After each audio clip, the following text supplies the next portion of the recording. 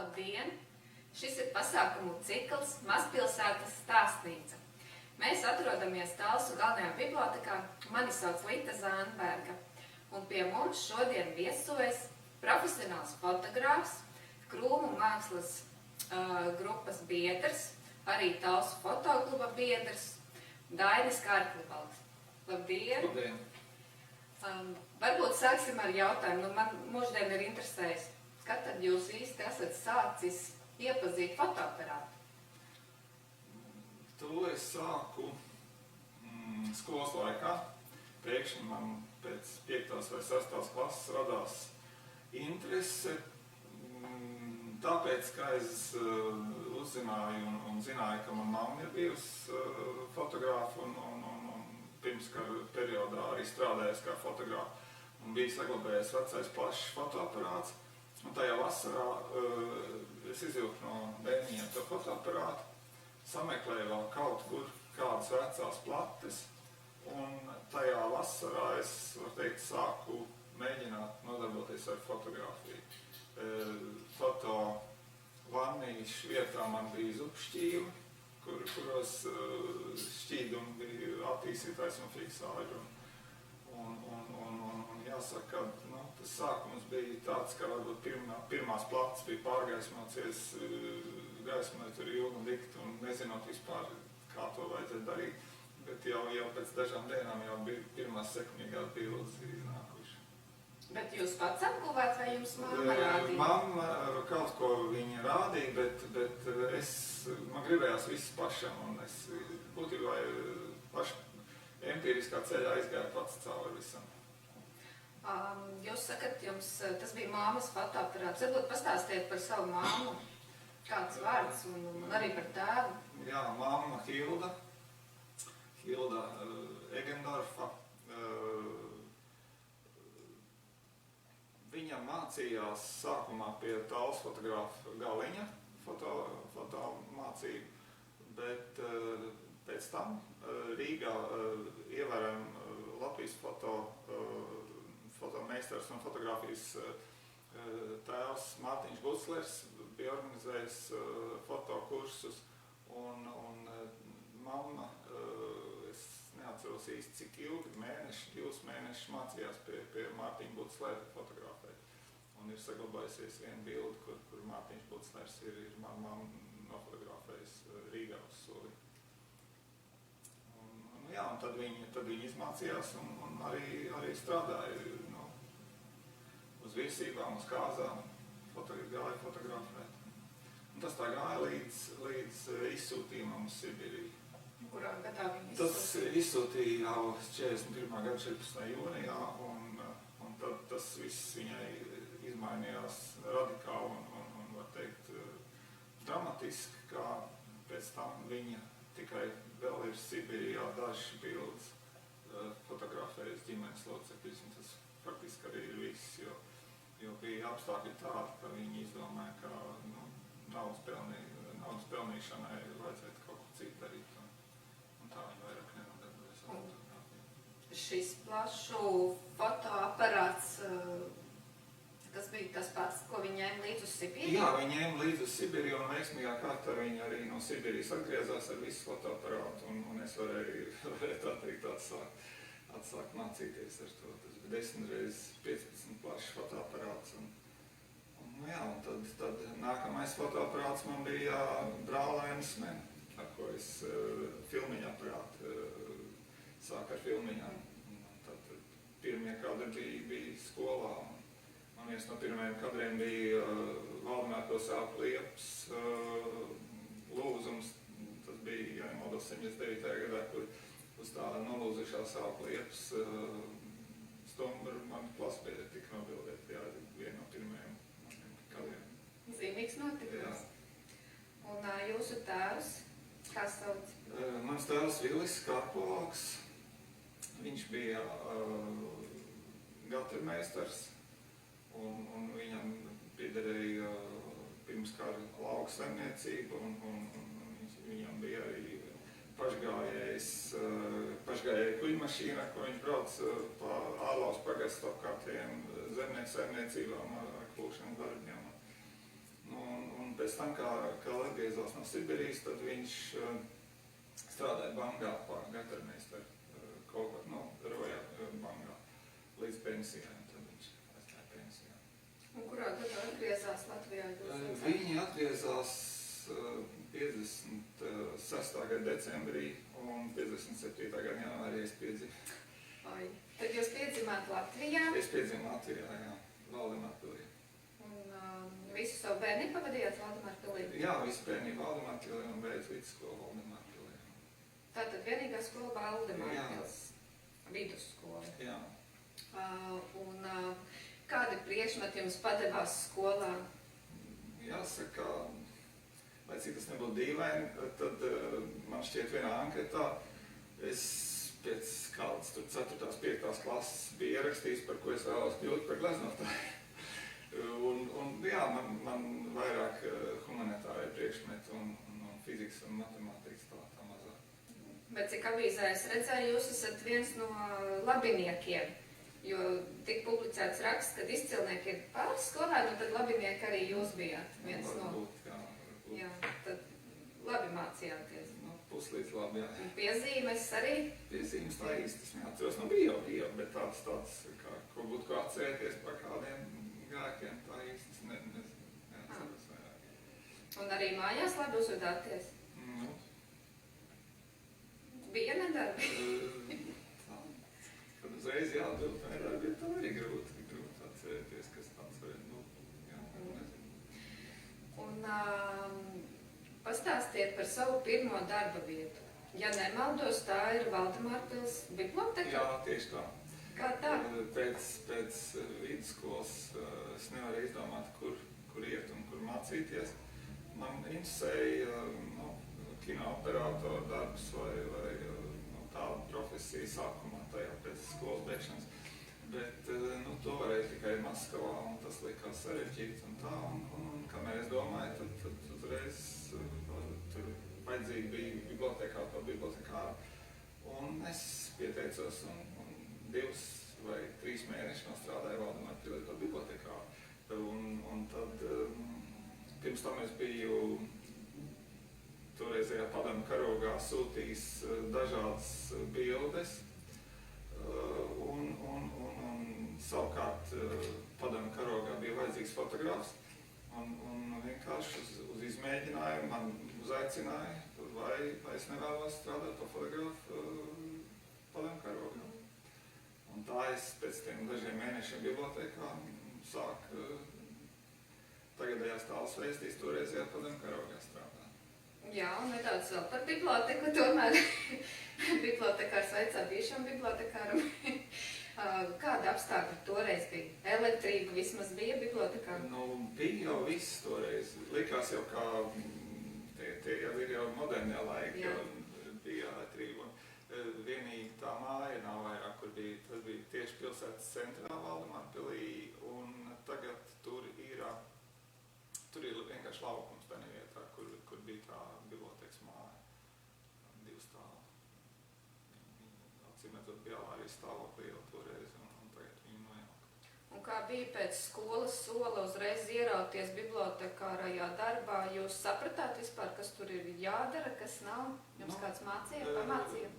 Jā, vadītāji toreiz bija Rasma Vāne, un viņi ierādīja, kā to darīt, ko darīt, un kā izpildīt veidlaps, kā jaunās grāmatas aprakstīt, un tas it kā nebija sarežģīti pārāk.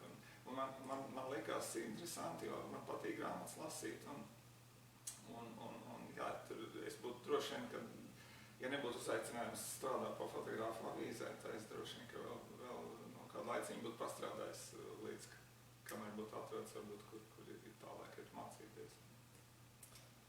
Jā, un ienākot redakcijas darbā, kas tobrīd tur strādāja, kas bija jūsu kolēģi? Man kolēģi bija Maija Brūvere, Birta Driķe, Vita Pētersone, Ināra Poguša. Jāsaka, visi tagad jau ir pensijā, kas toreiz strādāja. Nu jā, un bija atnācis tikko jauns redaktors Arvīds Akmenis, un pirms viņa bija Fričs mākslinieks brālis, Jānis mākslinieks strādājis, bet tajā periodā nebija neviens fotogrāfs tieši pirms, tikko atnāca redaktors Arvīds Akmenis.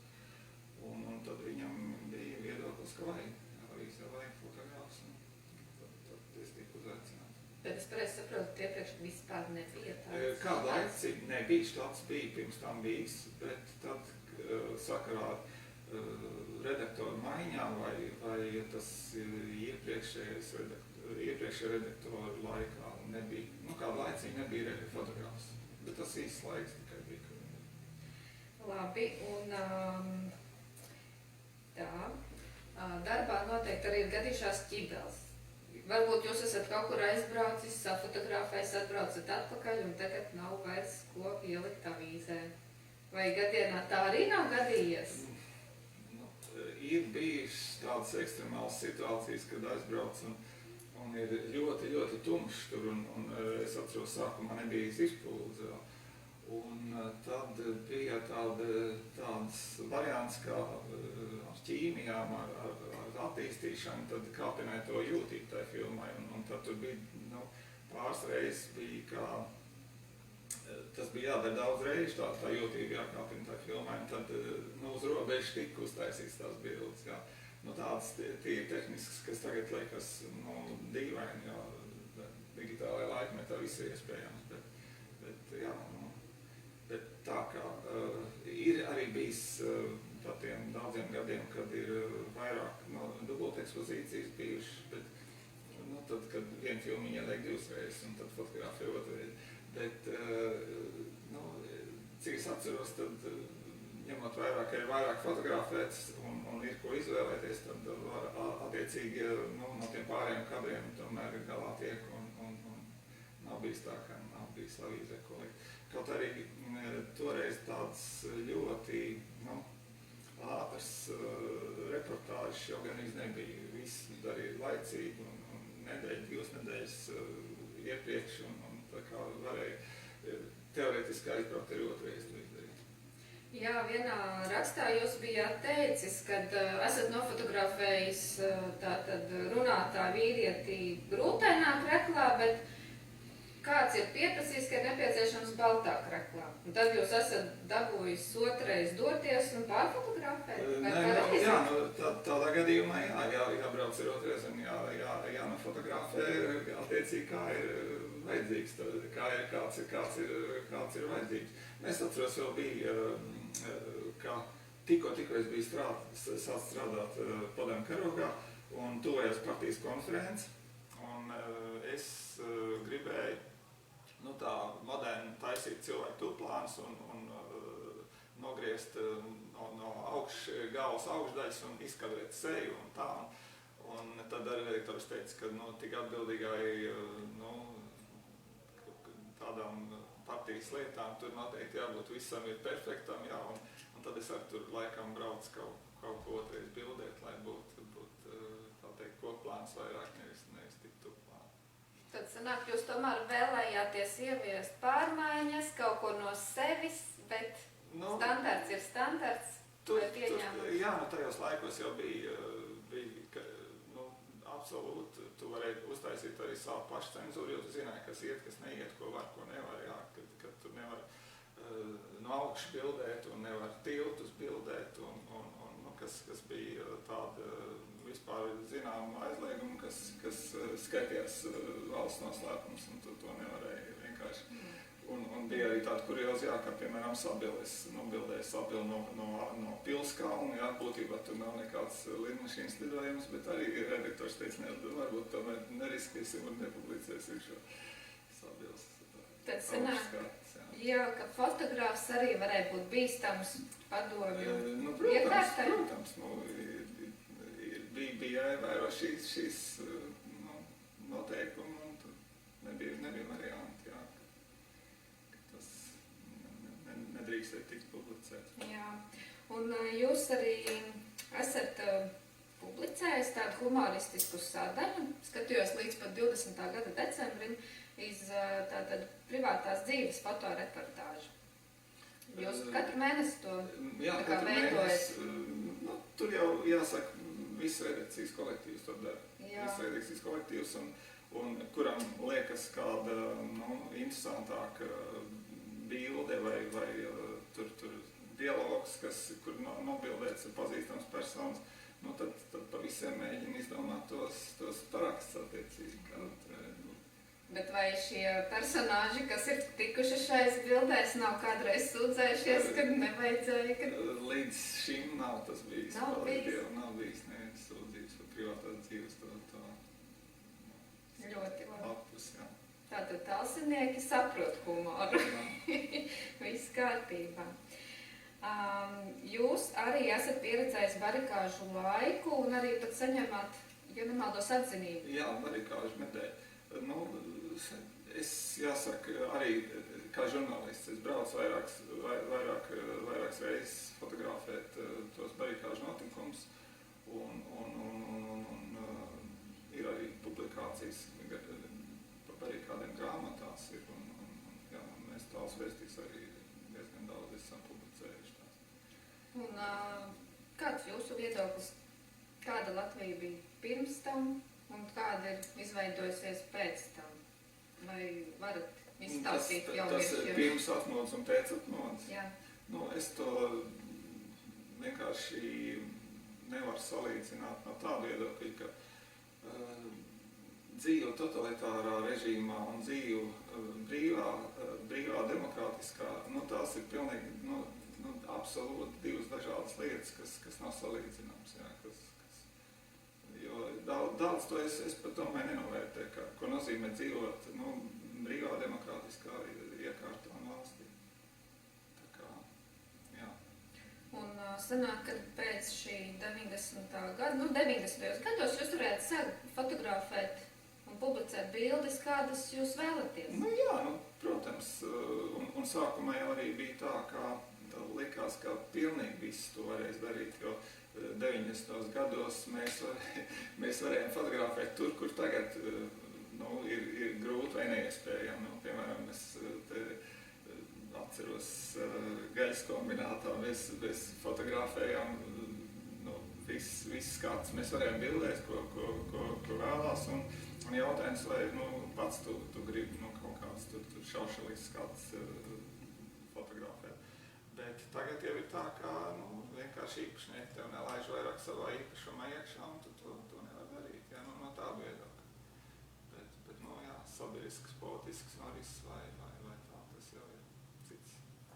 Jā, un jūs jau esat profesionālis, un varbūt jūs pats esat pamanījis, kurā brīdī jūs kļuvāt no amatiera par profesionāli.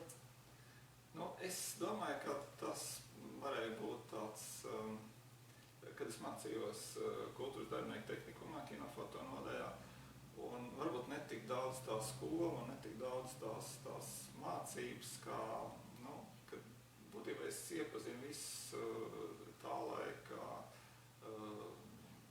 fotogrāfus, kas bija zināmākie un slavenākie, līdz ar to varēja tā teikt no viņiem mācīties un komunicēt ar viņiem. Jā, tas tehnikuma laiks, tas bija tāds, ka varēja uzskatīt, ka daudz ko es iemācījos, jā. Vai fotogrāfam ir jāpiemīt kaut kādām raksturu īpašībām vai kaut kādām īpašībām, lai būtu labs fotogrāfs? Es nezinu, man šķiet, ka kaut kam varbūt ir jābūt kaut kādai sajūtai, tai fotogrāfiskai domāšanai jābūt. Jo, daži ir, kam patīk daudz fotografēt, bet viņiem nav tas, kāpēc es to daru, varbūt, jā. Tā ir to pat grūti tā izstāstīt, vai tu to redzi, vai tu to neredzi. Un ko jums vislabāk patīk fotografēt? Man patīk reportāži. Tas ir saistīts varbūt arī ar manu darbu avīzē, bet jā, kad es, teiksim, kādā notikumā, nu, teiksim, tas bija aizvakar, bija ugunsgrēks Cīru labības laukā, un tad es jau domāju, es pilnīgi atkal jūtos kā savā elementā, ka es skrienu, meklēju kadrs, jā, un mēģinu notvērt to labāko, un es nedomāju ne par ko citu, bet lai man iznāk tāds labāks kadrs. Kaut arī, ja es aizbraucu pa vēlu, tur jau ugunsgrēks jau būtībā gan drīz bija nodzēts, bet man bija arī no tā esošā vēl jāmēģina kaut ko izdarīt. Nu jā, tas man liekas, pat ir bīstami. Nu, braukt un īstajā laikā paspēt īstajā vietā. Jā, tajā brīdī jā, tad nedomāju, jā, tad domāju, kā to bildes taisīt. Jā, un vai ir bijis tā, kad jūs esat stundām ilgi stāvējis, kaut kur mierīgi gaidījis to īsto kadru? Nē, bet es abrīnājos tos fotogrāfus, kas to ir darījuši. Ir man tāds, ko es cienu, tāds Viesturs Klimpiņš, viņam bija grāmata par putniem, un tad viņš tur stāstīja, kā viņš speciāli ir uzzinājis, ka Kandavas pusē ir kāds tur parādījies vecs putns, un viņš brauc un taisa slēpni, un 2 dienas tai slēpnī dzīvo, un es to tiešām abrīnoju, bet tas nav manā garā, to es nevaru. Jā. Vai ir gadījies, ka cilvēki arī uz ielas garām ejot, saka, Dainīt, nofočē man, vienu bildīti. Šā tad ir tā bijis, jā, nobildē, un jāatcerās tad arī uztais vai aizsūt. Tagad ir vienkāršāk, tagad nav jātais, tagad vienkārši var aizsūtīt. Agrāk, ka bija jātais, tad tas bija papildus vienkārši sev jāatgādina, kas ir jāizdara. Un kā ir fotografēt? Jūs redzat krāsainu attēlu, bet avīzē diezgan daudz tiek publicēts melnbalts. Jā. Kā jūs varat saprast tās tonalitātes? Ar to krāsu melnbaltu, mums ir avīzē pirmās lapas tā krāsainas, bet domāšana ir attiecīga, vai tu fotografē krāsu vai melnbaltu, un ir arī tāds izstāžu bildes, pa laikam es taisu melnbalts. Un tad, vai vēl labāk, teiksim, kā Mārcis Bendīgs rīkoja tādas melnbaltos fotoseminārus. Un tad tikai ar melnbalto filmiņu fotografēju, vēl tagad ar melnbaltām filmām, jā. Un tad tā domāšana tiešām ir tikai, es domāju, melnbaltās kategorijās. Un tas atkal ir tā, pilnīgi ātri var ieiet jau tevi. Ka tu neredz vairāk tā tik daudz krāsas, cik tu redz toņas, līnijas un tādās melnbaltās. Labi, un varbūt pastāstiet, kas jauns ir Talsu krūmu mākslas grupā, kas šobrīd notiek? Kas šobrīd notiek jauns? Es nezinu, mēs turpinām apkopot esošo, un tāpat bija paredzēts iepriekšējā gadā braukt mums 3 krūmistiem, Gunai, Uldim un Uldim Balgam un man uz Stokholmu ar izstādi, bet tā Covid tā izstāde nebija un jā, tā no jaunā. Patreiz mēs vienkārši gaidām, kas notiks ar iespējām kaut ko darīt. Teiksim, jā, mēs agrāk vienmēr kaut kur braucām kāds tā kā pa tām fībika pēdām un tā, tagad gaidām, kas varētu būt, jā. Un tātad Talsu krūmu mākslas grupa, ko jums nozīmē? Kas tas ir priekš jums? Man tas ir kā dombiedra grupa un kā grupa, kurā es ļoti labi jūtos, kurā es saprotu un kurā man saprot. Un es domāju, tas nav maz. Un, jā, jau ir diezgan daudz gadu, ka mēs darbojamies tajās krūmistos. Jūs jau kopš pirmsākumiem, kopš 90. Pašiem pirmsākumiem, nē, bet jā, no 90 gadiem bija kādu laiciņu pirms tam. Es bez manis gleznotāji darbojušies, un tad es biju pirmais fotogrāfs, kurš pieslējās krūmistiem. Un jums arī bija jādodās plenērā? Es arī braucu plenēros, jā, ne tik bieži kā pieskrēja. Un vai tā ir tā vide, kur jūs mācījāties šo māksliniecisko pusi fotografijai? Tas tā, laikam, ir saistīts, ka es arī sapratu, ja reiz es kopā braucu, kopā veidoju izstādes, tad man parasti dokumentāla fotografija īsti varbūt tur neiedarās tajā. Kaut arī pat pirmā kopizstāde bija, ka mans Daugavas ainās bija pirmajā, kurā es piedalījos kopizstādē ar krūmistiem. Man šķiet tā bija krūmistiem 5 vai 10 gadu jubilejas izstāde. Tad vispirms tam biju braucis Daugavu fotografēt, domādams, ka viņi atpludinās pie Daugavas loka, kur bija. Un tad tās fotogrāfijas bija pirmajā krūmistu izstādē. Jā, un tātad jūs esat arī Talsu fotokluba biedrs. Jā. Un kā tas nākās, ka jūs arī tur esat? Uldis Balga aicināja jums pirms sākumos pievienoties, vai kā? Jā, mēs Uldis atnāca Talsiem dzīvot, un viņš teica, ka viņš grib tādu klubu. Kaut arī epizodiski ik pa laikam tādi klubi bija bijuši un organizējušies, bet kā Uldis to ir tā konsekventi un strikt izveidojis, tā līdz tam nekad nebija bijis. Jā. Un kāda kluba bija pirms tam? Tieši tā bija, kā lai saka, Rūds atcerās, kad ir kaut kad agrāk vēl pirms manis bijuši, kad Tals fotogrāfs aiziet kopā, un tad kaut kādas aktivitātes notiek, jā. Un tad kādu īsu brīdi arī es vadīju, tas bija 80. gadu vidū. Un, man tā vadīšana bija tāda, ka reiz gadā Talsu rajona fotogrāfiju izstādi uztaisīt muzejā kopā ar muzeju un tad organizēt tajos Republikas fotoplenēros, kādu viņi toreiz bija. Es atceros, bija Kuldīgā, tad mēs tur aizbraucām tāds pariņš bet tas bija tā, reiz no reizi tā ideja bija tāda, ka ir kaut kas interesants, ir kaut kas svarīgs, tad mēs ejam kopā un tad mēs pārunājam un tā. Bet, tagad tas ir pilnīgi reiz nedēļā un tikos un tā. Un ļoti daudz sauc izstādes patreiz. Kā jūs nonākat pie tā kopsaucēja, kas šoreiz mūs izstādē apskatāms un kurā vietā? Vakar mēs uzkārām izstādi Talstautas namā. Izstādes nosaukums ir Pilsētvide, un tajā piedalās visi Kurzemes fotogrāfi.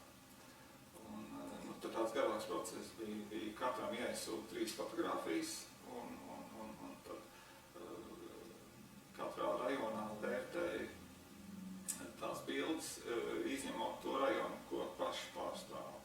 Un tad pēc tiem vērtējumiem tad tika izveidot, kas tika atzīmēt ar punktiem un atzīt, tad tiem tika iztaisīt izstādi, kas tika tagad vakar uzkārt.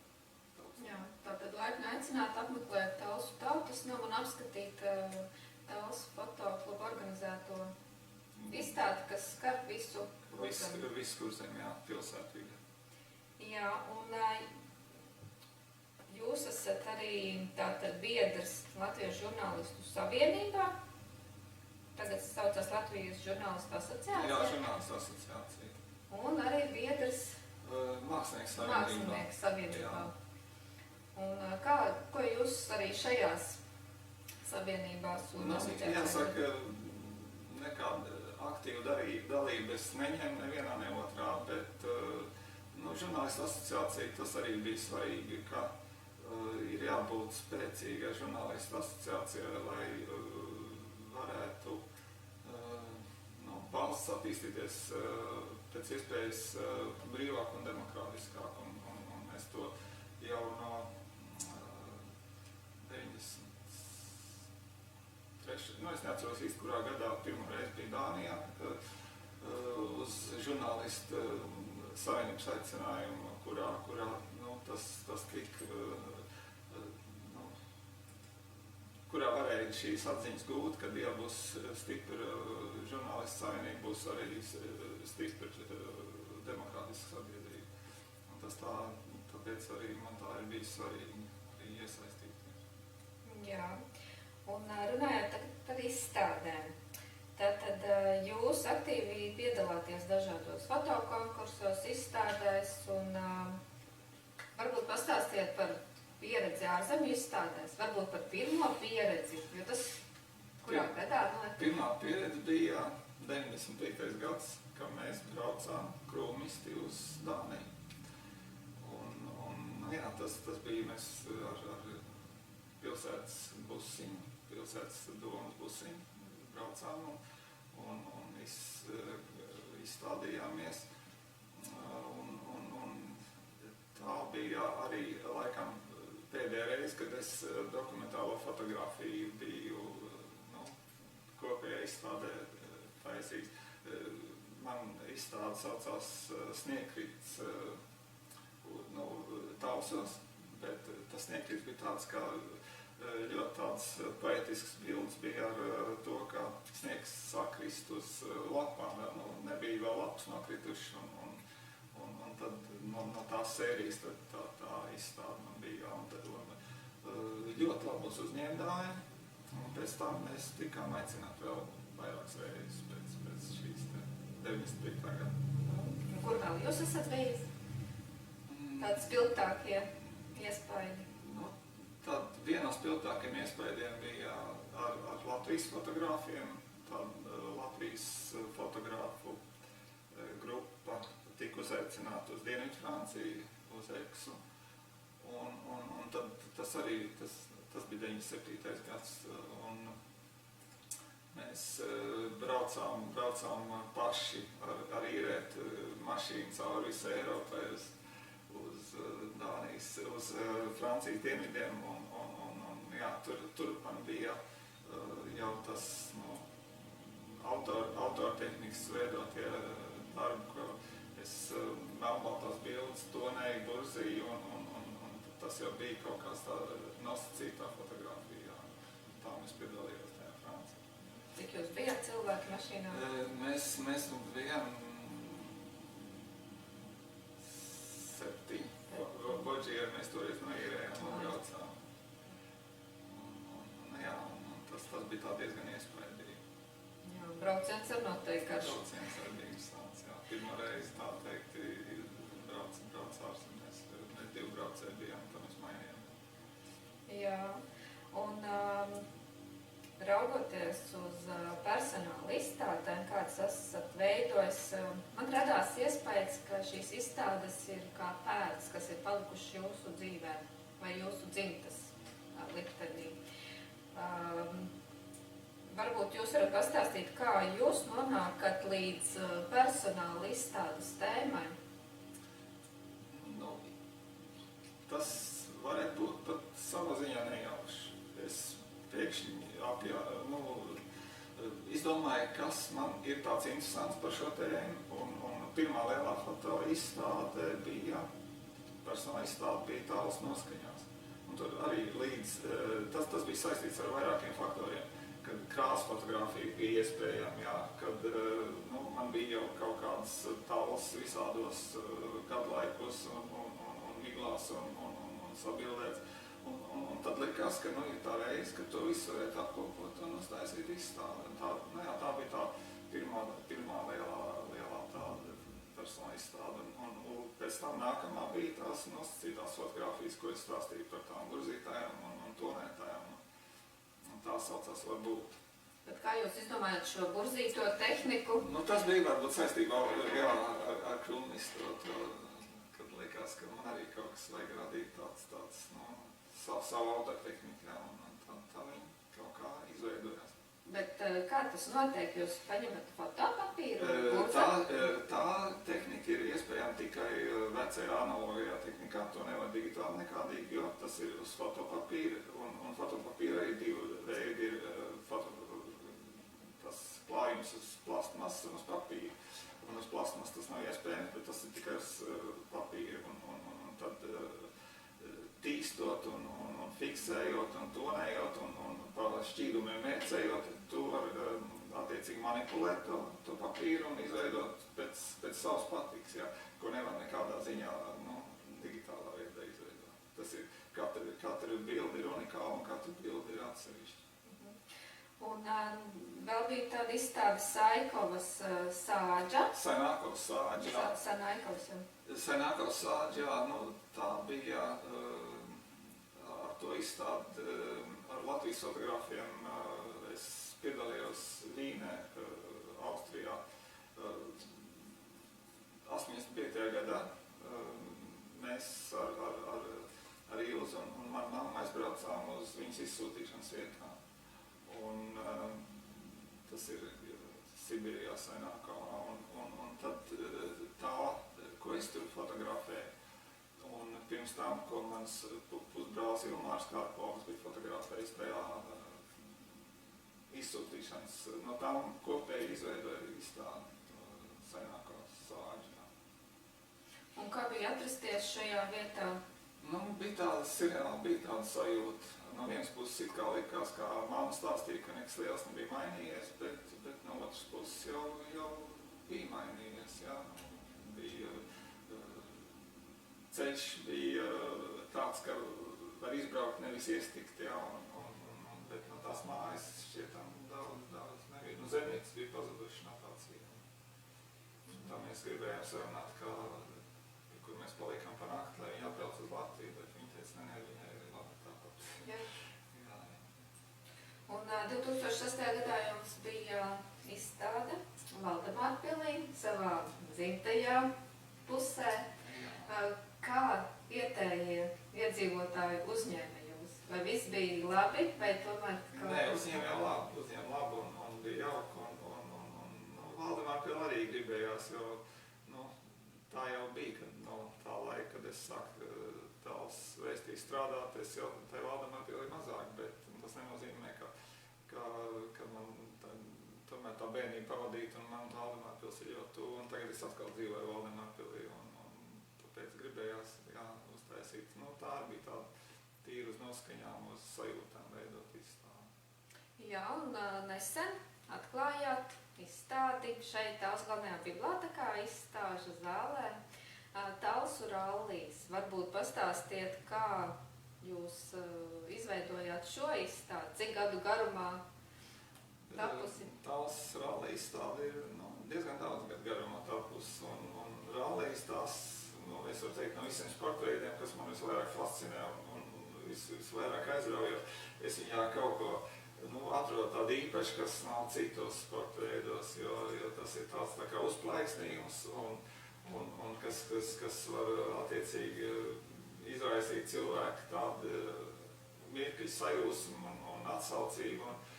Un es kā fotogrāfs arī tajā visā iekšā, un man ļoti tas aizrauja un patīk fotografēt. Un izstādē ir digitālais laiks no tā brīža, kad es sāku digitāli fotografēt, un tie ir, to ir, ka nepilni 10 gadi. Jā, 10. Un kā jūs zinājāt, kur doties rallija laikā? Rallija laikā, tagad jau var apskatīties internetā ātrumposmus, un tur ir laika, cikos ir tie ātrumposmi. Un tad vienkārši jābrauc un jāmēģina tur tikt klāt. Fotogrāfiem ir iespējams dabūt tās vestes, par ko tu var tiešām tikt tajā vietā, kur tu vēlies. Tad vienkārši gaidi, kad parādīsies auto. Un ir bijuši interesanti, es jau atklāšanā stāstīju, ka ir ļoti karsts, ļoti augsts, lietus, visi iespējamie varianti ir bijuši, kaut kā tas notiek vasarā. Bet kā tad fotoaparāts iztur šos laikapstākļus? Jau cilvēkam vien grūti panest? Fotoaparātam arī ir grūti, sevišķi, ja tu iedomājies rallija laikā mainīt objektīvus, un tas ir vienkārši, viens fotoaparāts man stipri ciet, jo putekļi nokļūst matrīces un attiecīgi, tad tas vairāk nav labi, ir fotoaparātiem arī ir jāiztur, jā. Jā, un vai arī jāstāv pareizajā ceļa pusē. Kur vējš iet uz otru pusi. Jā, tad ir jāstāv vējām aiz muguras. Jā, lai vējš putekļi nes uz otru pusi. Un tad es tā skatos, ka ja kāds no fotogrāfiem to nav pamanījis, vai vienkārši nav cita iespēja, kā arī man ir bijis, ka nav bijis cita iespēja, tad ir jā, ka faktiski jau savas rokas neredz pēc mašīnas aizīšanas. Jā, tālāk, varbūt jūs varat atklāt kādu arī nākotnes izstādes vīziju, ko jūs plānojat, kādu tēmu, aprisi. Jā, es varbūt atklāšu, tāpēc, ka es daļēstiski to jau, jāsaka, domās un teorētiski es jau viņas uztaisījis. Nākamā izstāde, kas ir ieplānota Tallas muzejā, ja nemaldos, marts vai aprīlis, sauksies Ārzemes. Un šajās bildēs man ir paredzēts sižeti, kas ir tapuši ārpus Latvijas robežas, respektīvi, vai tā būtu Lietuva, Igaunija, vai es esmu bijis arī Uzbekijā un šur un tur, un arī Eiropā, respektīvi viss, kas ir Latvijas robeža, kas man līdzies ir interesants, varētu būt zem šī nosaukuma Ārzemes. Jā, bet vai jūs piekritīsiet, ka Ārzemēs ir skaisti, bet Talsos vēl labāk? Es piekritīšu, jā, un šīs arī būs absolūti ne skatu bildes, bet tas būs kaut kas sižetisks, kaut kas, tāds, kur galvenais varonis būs cilvēks, nevis ainās vai tā. Emociju bildes? Tāds, jā, sižetisks bildes no Ārzemēm. Un pirmā bilde varētu būt, kur es braucu pie nometni pēc 7. klases vienā stacijā, kur es nobildēju tur Dienvidos. Es nesen ieskanēju to negatīvu, man liekas, ka tas būt pie nometnes laikiem pirmais kadrs. Tā tad būs arī bilde pirms digitālā laikmeta bildes. Tur būs diezgan daudz pirms digitālā. Jā. Un vai Talsi un Talsu novads fotogrāfu acīm ir pievilcīgs? Ar ko varētu izcelties Talsi? Es domāju, ka Talsi ļoti skaista pilsēta. Man Talls ir vienkārši apbūruši vienmēr ar saviem pakalniem. Un arī tas, kā jebkurā gada laikā un jebkurā laikā viņi ir skatām. Un pat nav tādas vietas, kas nebūtu skatāms, bet un prieks, kad ir stūrīši un ielas, kas ir atjaunots vai sakopts un ir izmaiņas uz labo. Jā, par izmaiņām runājot, jūs tomēr gadiem ilgi esat strādājis par fotogrāfu redakcijā. Kā Talls ir izmainījušies? Ar Talls izmainīšanos ir tā, ka tie, kas dzīvo Talsos, viņi varbūt tā nemaz neliekās, jā, bet ja uztājas bildes, kas ir fotografētas 80. un 70. gados, tad var redzēt, kā ir ielas izmainījušās, kā ir mājas nokrāsotas, kā ir fasādes uzplišināts. Ir ļoti pārvērtušies Talsi, bet tā jau uz vietas dzīvojot, liekas, tas viss notiek lēni pamazām, un tas pats vien ir, jā, bet īstenībā tā nav. Ir sevišķi jau ielas un ietuvs un fasādes ir daudz labāk izskatās. Un vai ir kaut kāda vieta Talsos, kur ikvienam būtu jāizbrauc? Jānofotografē vai jānofotografējas pie, un tā ir tā īstā Talsu seja, Talsu sajūta, varbūt ne tikai šis Talsu skats, šī panorāma. Jā, to Talsu skatu un panorāma ir, protams, ka Talsu seja ir visiem zinām, tas ir uz kā pilskādā, un tev viss Talsu ir pie kājām, un tas ir tradicionālais Talsu skats. Bet man atmiņā ir arī gleznotāji Friču Maksnieki, tas tā atziņa, ka viņš saka, viss jau prasa to, bet man jau ir atmicis to gleznot, jā, to tradicionālo Talsu skatu, kad visiem vajag tikai to, un viņš labprāt bildēt kaut kādas vecās mājas vai vecos stūrus un pilnīgi citu kaut ko, jā, bet tā ir, jā, tas ir tas, kas visiem interesē un visiem liekas skaisti un patīk. nemainīgā vērtība. Jā. Talsu ainam. Labi. Varbūt jums pašam ir kāda vieta, kur jūs gūstat mieru? Varbūt Valdemāra pils? Jā, es tagad tiešām jūtos ļoti labi mājā, kur man vecāki nopirka pēc atgriešanās no Sibīrijas. Un tagad es tur ļoti labi un mierīgi jūtos un relaksējos pēc darba un viss, jā. Jums ir arī 2 dēli, un vai kāds no viņiem arī savu dzīvi saista ar foto? Viņi fotografējuši ap 2. Manā atvainājuma laikā tāls veistīs, kā Klāvs ir fotografējis, tā Andrs ir fotografējis. Bet Klāvs tagad ir glābējs, ugunsdzēsējs, strādā Sotelē un dzīvo laukos Vanzemes pusē. Un Andris strādā Delfos, un viņam iznāk arī darbā fotografēt. Bet pārsvarā viņam tomēr ir informācijas vākšana, apkopošana, bet pa laikam viņš uztaisa arī sērijas, kur viņš ir kāds ar bildēm saistīts sižets uztaisīts. Un kā jums šķiet, vai dēlu bildes ir arī ļoti labi veidotas, vai tomēr redzat kļūdiņas? Tā jau grūti pateikt, katrs cenšas un Klāvs laikam neatrada to savu vietai fotografijā. Viņš ir mazāk, viņš cik tagad fotografē ar mobilo ģimeni, bet Andrija, man liekas, kā ir tāda dziļāka interese par fotografiju, jā. Ja nu kas, tad dēls var vērsties pie tēva un prasīt padomu. Un varbūt noslēgumā, ja skatītāji nav nevienu jautājumu iesūtījuši, tad es noslēgumā prasīšu tradicionālo jautājumu. Kāds ir jūsu dzīves moto?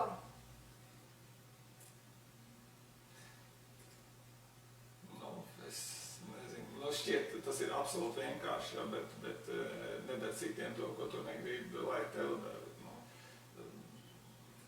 dzīvot ar nesūkstoties un nesūrojoties un jā, vairāk tā teikt ar gaišām domām. Paldies! Šis bija Dainis Kārklvalks, un turpināsim dzīvot ar gaišām domām un uz tikšanos nākošajā Mazpilsētas stāstnīcā.